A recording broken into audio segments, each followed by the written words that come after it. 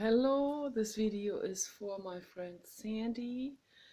I want to make you a meditation video in front of my artwork, and I'm also gonna show my painting process. I'm gonna continue painting on this particular painting, but first I want to guide you through a meditation process. For that, I'm standing up this time, because I want my spinal cord to unfold itself, and maybe if you feel like it, you can do this too.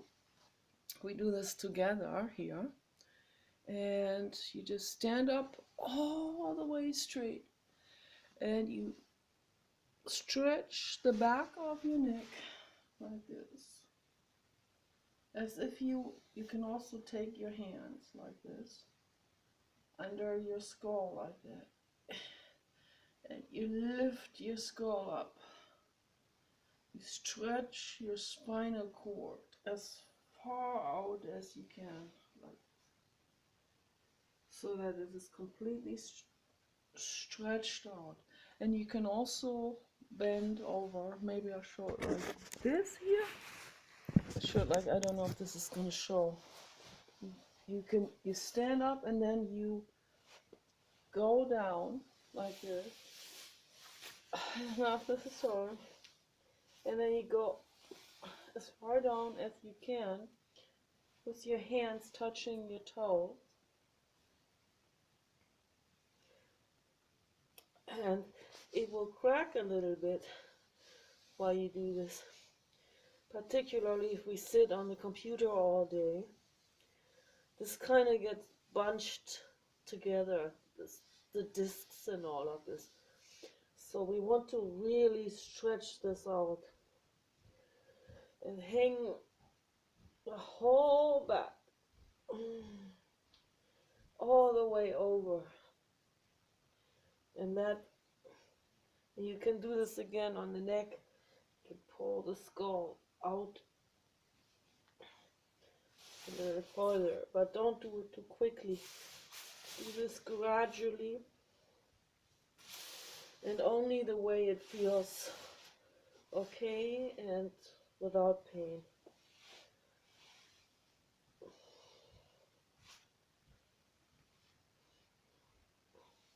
And then you can come back up very, very gradually, and you stand up again, and it feels really good. That also circulates the face, as you can see.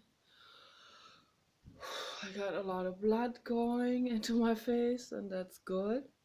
That's very relaxing. That also detoxifies things out of your brain, bad thoughts and toxins or whatever we get that might be transported by the blood into the brain. So that will all be flushed out. And also we need to do visualization. And I don't know if you know about Wim Hof. He is from Holland. I think he lives in the United States. I think he lives in LA now. He's shot up in fame. He's from Holland, and his story is absolutely remarkable. It's a remarkable story.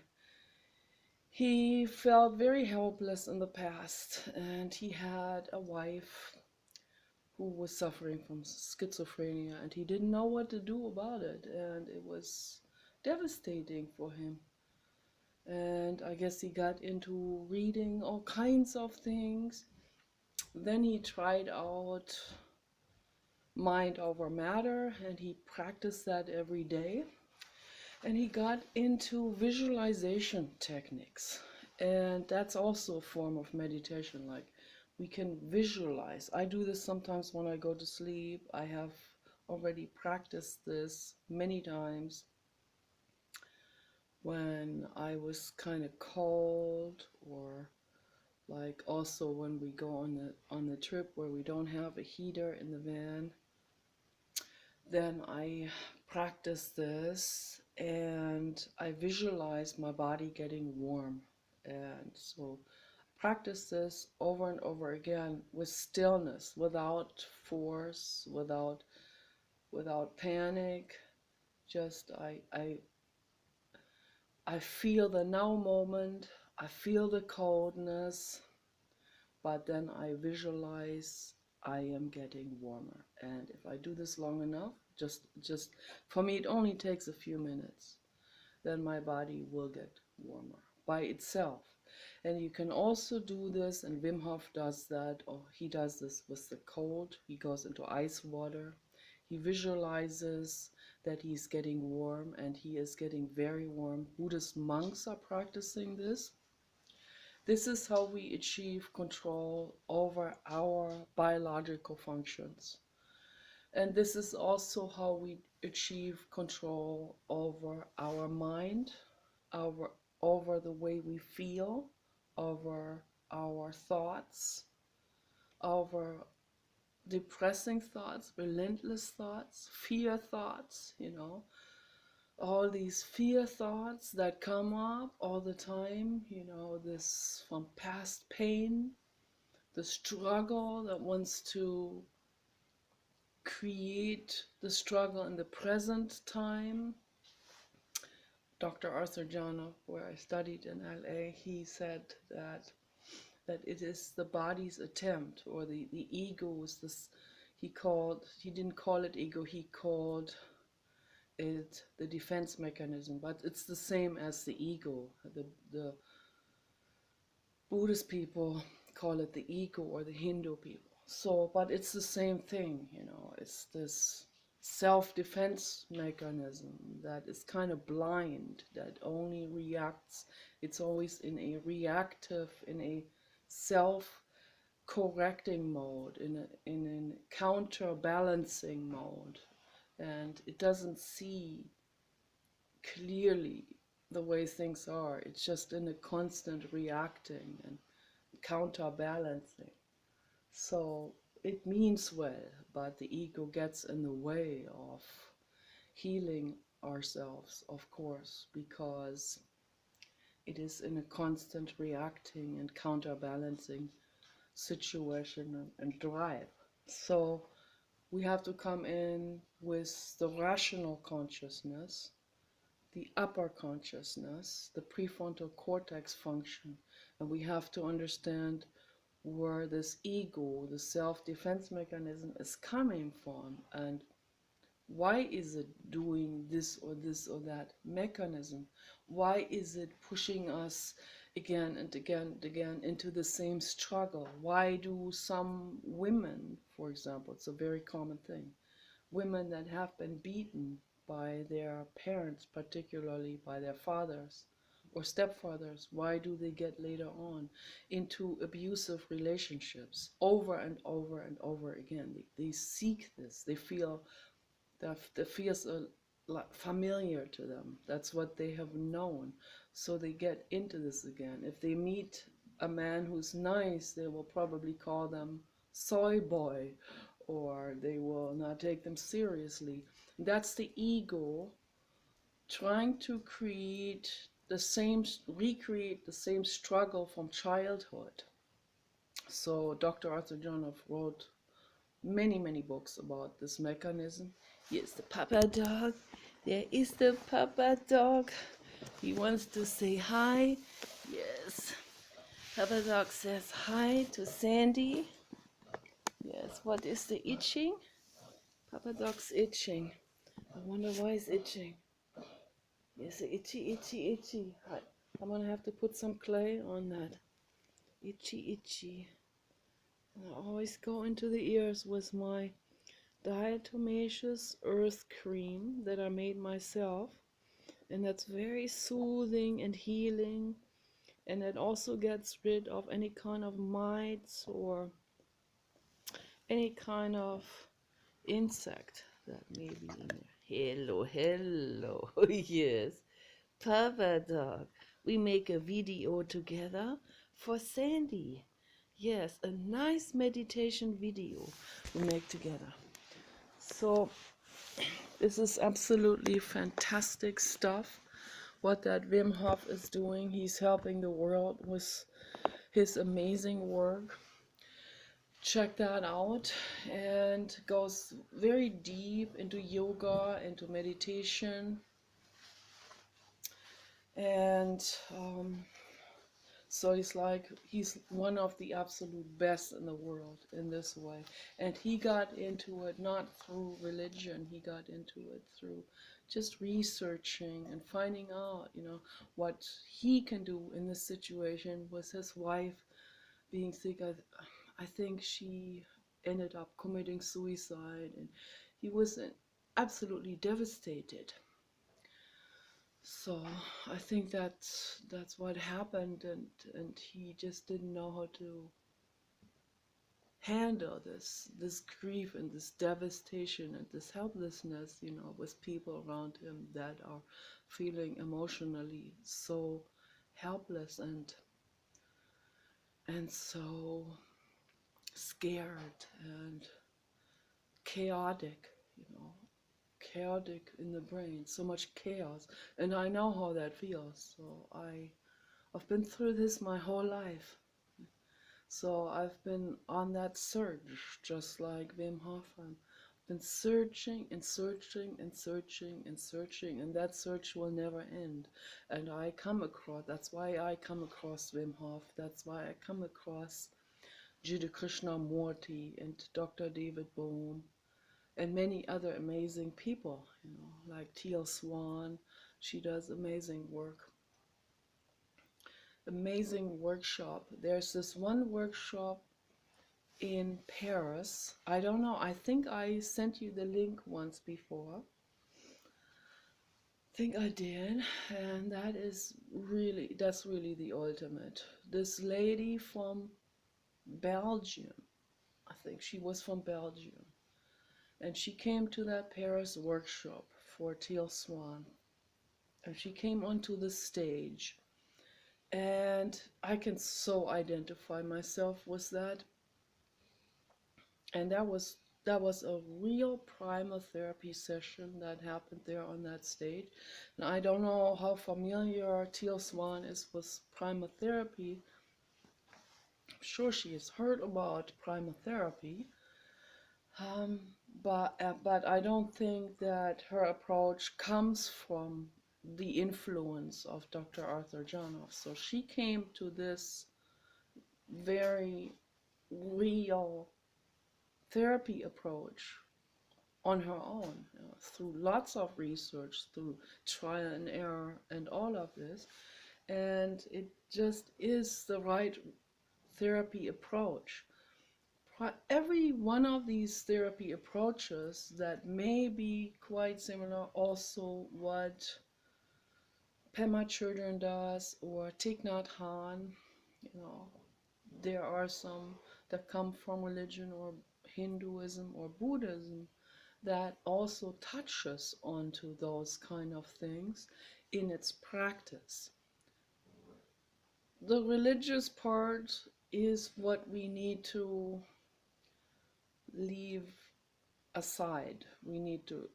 That has to stay outside of the door with this, because the religious stuff comes from ego, and then it loops itself back into a defense mechanism type of phenomenon, and it will capture the real process before it begins. So we need to leave the religious part out of it.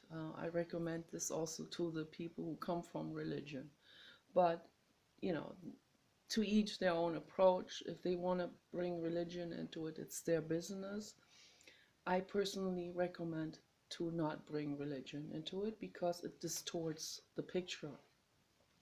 So Dr. Arthur Janov, he was an atheist, and he came from the thought school of Sigmund Freud, like really, really way back, because he was trained in the field of psychoanalysis. So he came to this through that route, where he was a therapist for many, many years. And because he was really listening to them, that's really the key of all of this, that we are fully there. that we're not somewhere with our ego somewhere else, or we're not getting triggered by the client, or we're not, getting wrapped up in our own loops over and over, because then we're not there for the other person. It's very difficult. It's a very tricky thing. Most therapists get looped up with their own reactiveness and memories and emotional pain, so, and jealousies and all that stuff. So, but Arthur Janov, he met his clients with a very fresh approach, a very, very compassionate. He was really listening to them. He was also interested in why are they in this state. So he was really getting into this, and because of this energy alone of being really there, of being present with that client, that's how the clients suddenly felt safe to go through a series of body movements and getting into, mentally actually really getting into, from the present moment, from the present consciousness to a past consciousness of childhood, and from there into just after birth and pre-birth. So that's these, he categorized this into these three rough stages of conscious awareness and a conscious state of mind. So when we get into pre-birth, it becomes a state that functions through the brainstem and through the peripheral nervous system, where we are pre-memories, pre-thoughts, pre-verbalization. So where we're in sort of like an amphibian type of biological state. And so his clients, they went through these stages, and they did all kinds of like body adjustments that they did suddenly with their spinal cord, because they felt like, it just felt like they needed to do this. So the body actually knows what it wants to do. Sometimes, if you bunch up, you get out of a car or something, you feel like you need to stretch. And so that's what they did in the session, but that went more into those emotional states of the past, where the body felt like it needed to reconnect with something that was there that was not resolved. And so they went through this, and they went through a scream, which Arthur Janov then called the primal scream. And that's when primal therapy was born, in one of these very early sessions that he was conducting with his clients, somewhere in the 60s, like late 60s, I think. So, and then it became known through John Lennon, who did primal therapy for a very long time, which has also influenced his lyrics writing, which then again made some of his fans really mad, and it was a big convoluted reactional situation that arose out of it. Very, very tragic. So yeah, that's what the ego, as in that one fan that got mad at him, that's what the ego does. The ego, in some people, particularly when it is absolutely unconscious, this entire thing, when people have never gone into this introspection process. That's why I want to propagate this. That's why I want to make this known to people. And this is not a fad. This is not some kind of cult thing. This is not religious. This is a technique of self-healing that is absolutely that will make the difference between war and peace on this planet, if we get into this. So if people will get into this, I don't know how far I can get such a snowball rolling.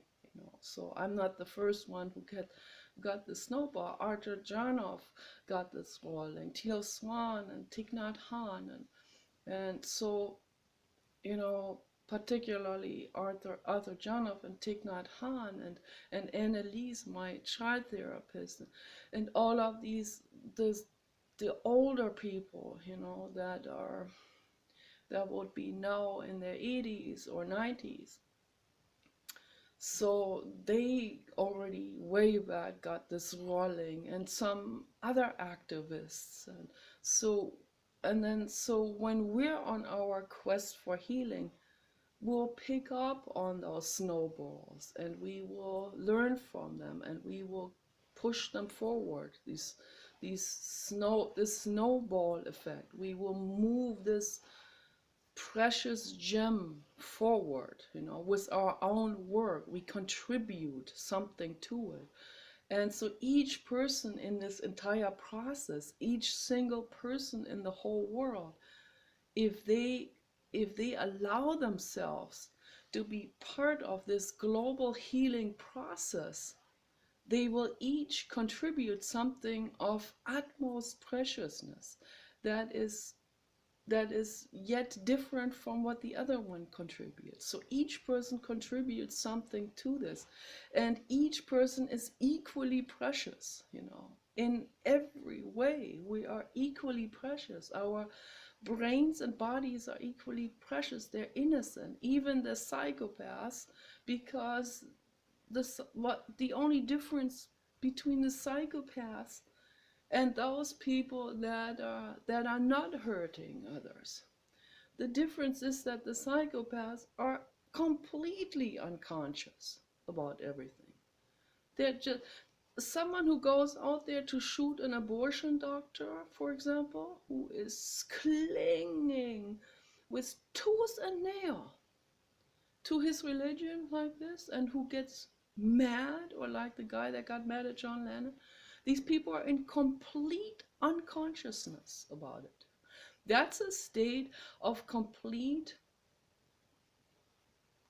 being cut off, total disconnection to truth, to themselves, to all life around them, to the needs of others. They're completely disconnected because their egos are completely running their lives. Okay, their defense mechanism. It's always reactiveness and defensiveness, reaction and defense, always snapping, lashing out. I've talked to so many people, so I've seen this also with my own eyes, talking to people also on Facebook, and testing and finding out more, through conversations with people, how they function. Like some guys on Facebook, for example, they'll be real nice for a long time, and it just takes one question that I ask them that may be getting a little deeper into them, into their heads, or that may unravel something, that may reveal something that they don't want to have revealed. Just a question can trigger their incredible rage. That's how guarded their egos are. Like someone will snap at the drop of a hat. So I've seen all of this, and they will suddenly, from being nice, they will lash out at me in a very, not just insensitive, but in a extremely verbally abusive way. And that is the ego that momentarily feels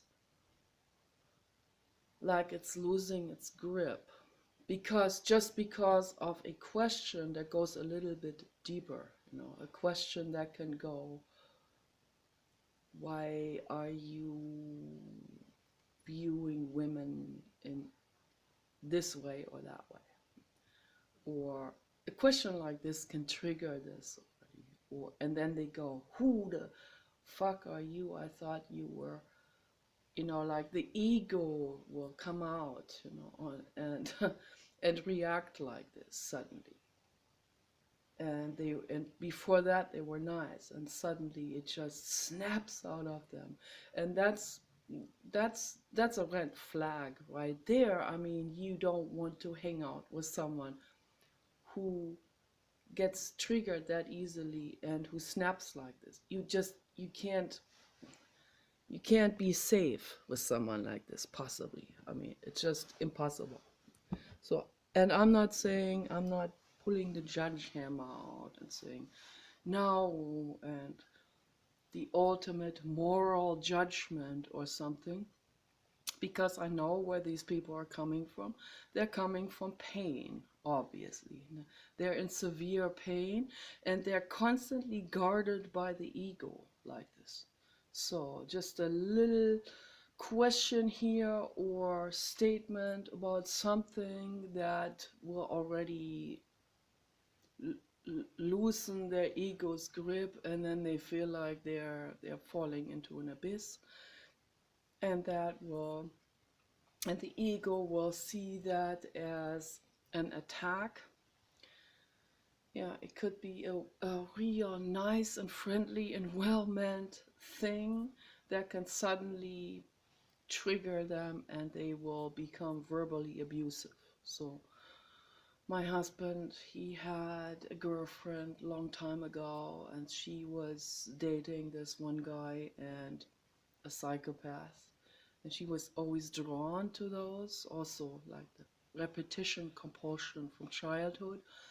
And she would say something innocently, in the middle of her sentence, he will slap her in the face like this, because that's how he is living. He's living in constant reactiveness and constantly being guarded by the ego, and in constantly being in complete egoic.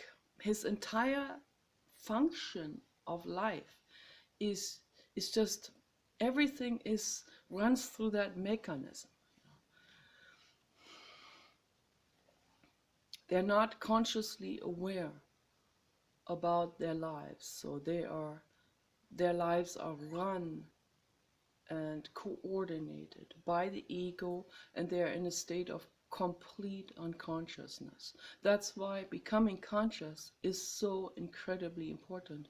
And the more people do it, the more we help the whole world, because our actions, they will radiate out to the people around us on the internet and in person as well. I go shopping, just the way I hold my body, just the way I have my face.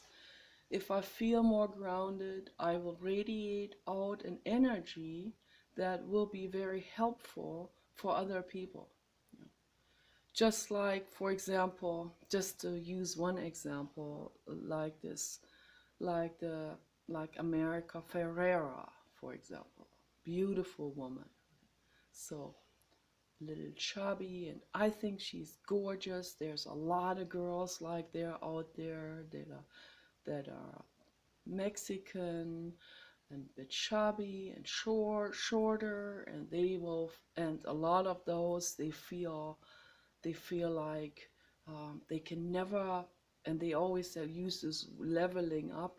This is the wrong word. Throw that into the recycling bin. This is an invalid terminology, but they use this. They also always want to level themselves up to someone who is propagated by the fashion and modeling and haute couture industry, the entertainment business in the worldwide, that is pushing this very particular, very sick idea of what is beautiful. And then these girls out there, they soak that up, this negative train, you know. And that's how these people, everyone who catches on to this negative train in some way, where their own ego is running their lives and where they don't question anything, then they just cause more problems in the world. They radiate out this the negative chain reaction. Okay, so, and if we become conscious, we start questioning this. We start questioning these beauty ideals and so on. Then we contribute in a positive way to the positive train that goes forward, to the snowballing effect that moves us forward. So that's why this is so incredibly important, okay, that we make this effort for our own lives, for our own mental well-being, and that will have automatically a positive effect on the on on the whole matrix of existence, on all the other minds around us and cells, and the energy that we generate with our own healing process is healing to all life, including plants. Actually, they will pick up on that. It's incredible how far this goes energetically. It goes very far. So it goes so far from the most obvious, like someone who's healing, they will not have violent music playing anymore, so that the animals in the house and the plants in the house can recover if they're not playing the violent music. And if they start to play music that is beneficial, like Mozart, for example, which is actually healing for people's cochleas. It's amazing how far that goes. So, but also it goes much further. It goes into that what science hasn't discovered yet. It goes so much further. It goes into epigenetics. It goes into energetic fields. That's how a good thought can actually have that effect. It creates an energetic field of proliferation and healing and moving forward and love. That's what love actually is.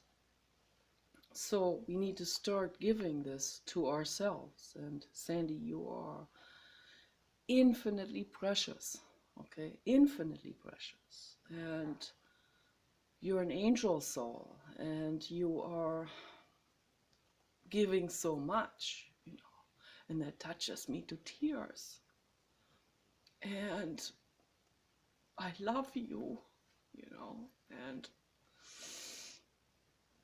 I want you to love yourself, and I want you to love your body and all of your cells, and to feed your body and feed your cells and feed every cell in your precious body. And question these values that are so embedded in society. Question these values that they have about beauty and about elegance and about respect and pride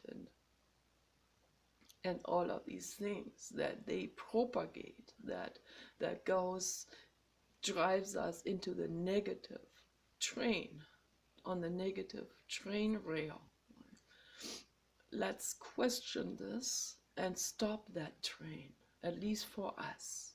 If other people continue on that train, let us stop with our participation on that train and say, I am not participating in this anymore, okay? I love myself for who I am. I'm infinitely precious. So we're all infinitely precious. We're all equally precious. All life forms. Okay? This needs to be really understood by all people out there. So much can get better if people out there, all of those people out there, if they started to understand this. The shaming would end. This perpetual shaming that's going on in the world, the verbal wars would end. And when the verbal wars, the energetic agitation, when that calms down, then the physical wars will calm down too. The domestic violence will stop, or the cruelty will stop.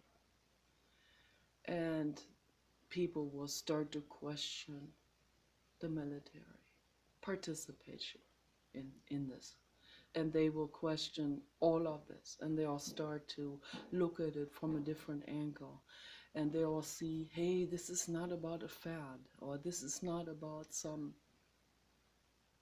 school thought, or some thought school, or some hippie idea, or some this or that, or some religiousness attributed to it. No, this is rational thinking. This is love thinking. This is not soy boy.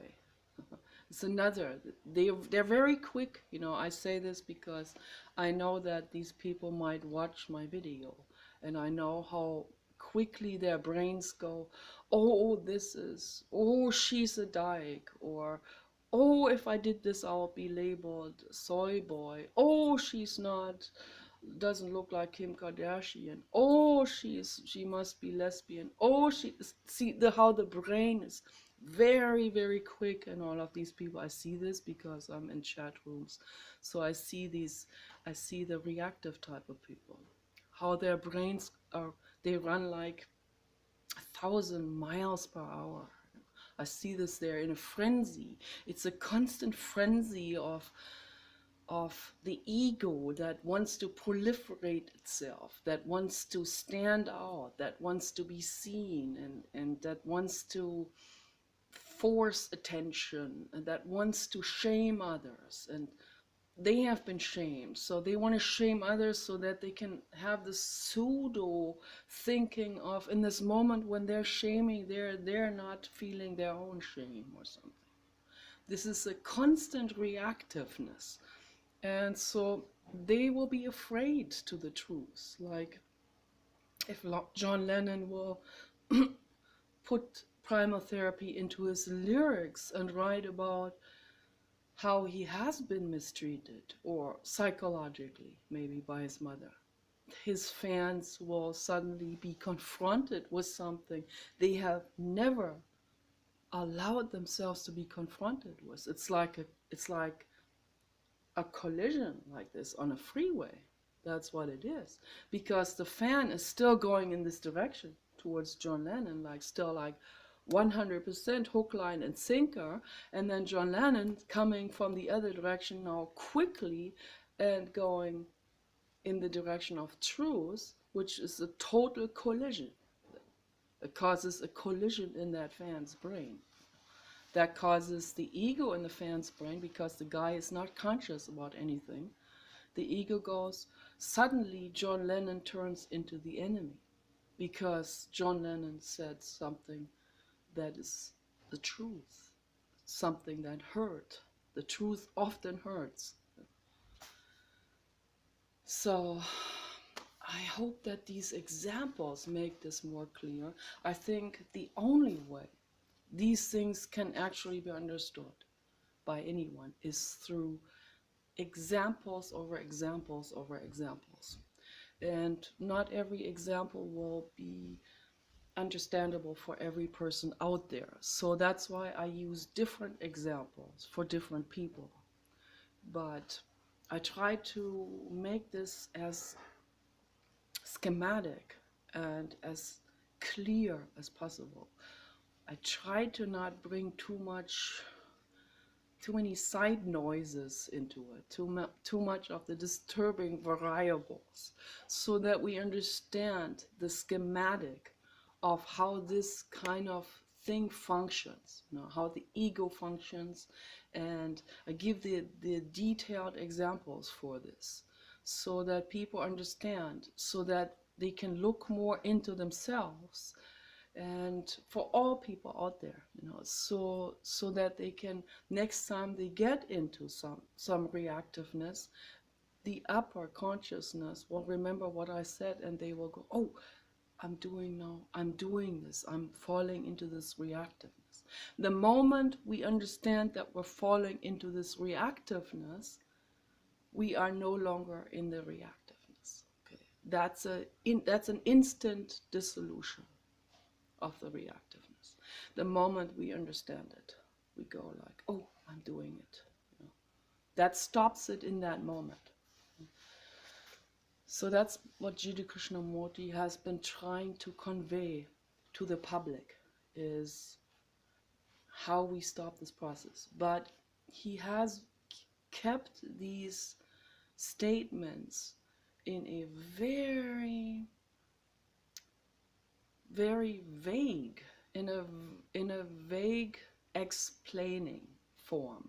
So he has not gone into the actual details, the detailed examples very much. So they have tried to pull up some examples, but then they kept those also very, very general, because they didn't want to hurt anyone's feelings. They were very afraid, seems like almost. They were very afraid they would hurt anyone's feelings. And it was also then, these discussions, these main discussions, they went on for 60 years in his life. But between him and David Bohm in particular, and David Bohm was also, he was also a political activist. That whole thing, these discussions with David Bohm, they went through several decades, but they entered right into the era of the Cold War and of this war on communism in the United States. So this McCarthy era, the communist witch hunt that they were doing. So Jiddu Krishnamurti and David Bohm were both interrogated by these Gestapo capitalists that were going against an imaginative enemy. So that's out of their own pain, So, but we have to keep in mind that they entered into this Cold War era where they had to be extremely careful on which examples they would be using. So we're no longer in this Cold War era. We're in the information era now, where everything is being talked about, and particularly on the internet, where people feel safe, where their face is not shown. They can say things they would normally never say at any party or to any person. I mean, in terms of insulting people, but also in terms of really letting out their utmost inner wishes and thoughts and hatred that will come out on the internet. And it is harsh, it is brutal, absolutely brutal. It has killed people, it has made people commit suicide. It's a collision, a complete collision. It's awful. But if they don't say these things on the internet, if there is no release at all, then it will collide so much. It will bunch up, it will bottle up so much inside of them that it will just keep pushing and pushing and pushing when they are not talking about it in their real lives, until most of them commit suicide. It's a real tragedy what's happening, particularly here in the United States with middle-aged white men. It's an epidemic, and because they the reason why they commit suicide is because exactly for this reason. They don't have an outlet. They can't even allow themselves to talk to someone about their problems, because then they would be afraid to be labeled soy boy or gay or sissy, because that comes from their childhood. That's how they all have been trained by their parents, and they they have kept themselves in this mental enclave of this situation. They haven't come out into the world where they see there are other people, there are other men that are more free and that are able to cry. Some of them, most men in the world, are not allowing themselves to do this. But, and that's very, I have seen men in primotherapy. When I first started primotherapy, I was so impressed by this. Two men in their, two men around 40. I was 26 and they were around 40, and very good looking, real masculine, very muscular, straight men that had an issue with each other. They were addressing their issues in group session, and that's why I want to create this. We have to create this. We have to get this started, Sandy and Elsa and everyone who can contribute and participate in this. We have to make this happen.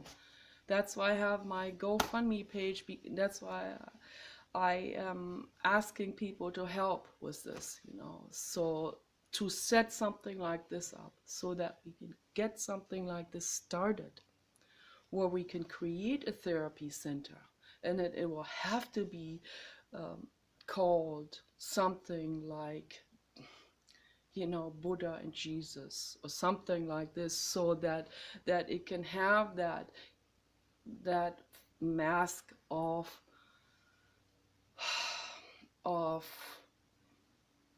faith-based institution, because that's the only way you don't have to follow by those counseling certificate. That costs a lot of money to get this shitty counseling certificate that doesn't do me any good.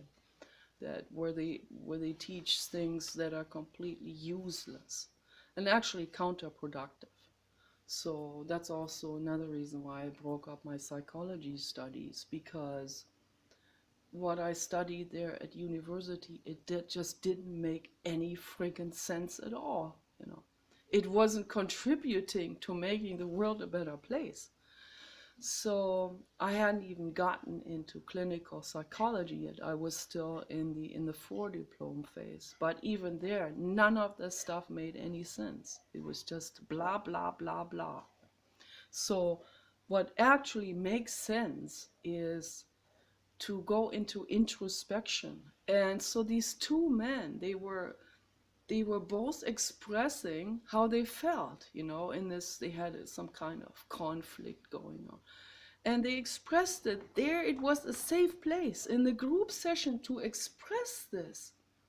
This is how I feel, this is how I feel. And they explained, they got into it. They didn't restrict themselves. They let themselves cry in front of each other and in front of the whole group of 60 people. And I was so impressed about this.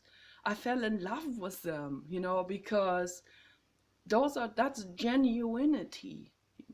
That's a man who has so much confidence that he can express himself in front of other people and even cry, or wear pink shirts. One of them wore pink shirts all the time, and he's a straight guy. And I'm not saying anything negative about not being straight. So this is a different subject. I love all people that are not straight too, equally much.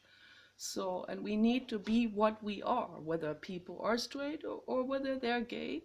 Okay, they need to embrace that. That's because that's who they really are. They need to embrace this. Okay, this can all be done in group therapy, where they no longer have to hide themselves or in some kind of closet of some form. So where they can, in this case, it was two straight men, very muscular, and very masculine, and yet they allowed themselves to cry in front of each other. After they cried, they hugged each other like this for a long time. And it was not sexual. It was a hug of real understanding of the other person, a real kinship, a real, I am here for you, you know? And that's what I want to see in the world so much, you know? That's why I put all of my awkwardness and fear of talking in front of people, I put this on the back bench because this is so burning for me, you know, to bring this message across to the world, to help people understand this, that you no longer have to adhere to the mass neurosis